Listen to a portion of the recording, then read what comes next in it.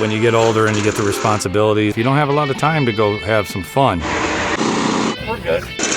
They're making an effort to come here because they want to have something to do as an outlet for an escape from everyday life. Kind of been looking for something cheap and fun to do and race. I'm just here to go around in circles with y'all.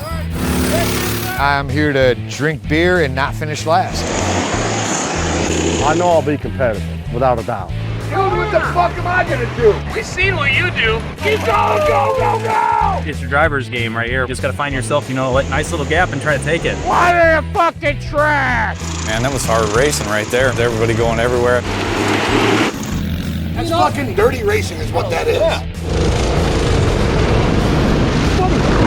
Man, you gotta edit that, because you're gonna make me look like the dirtiest driver out here. I still get spun out all the time. I don't come back bitching about it. T-Dirt, if you don't start looking down when you turn, you're out of here, man. You're creating a lot of issues. I'm sorry. You fucking stuffed me, bro. We're all friends, a great group of guys. We're having a good time. Competitiveness, the camaraderie, really get an adrenaline rush.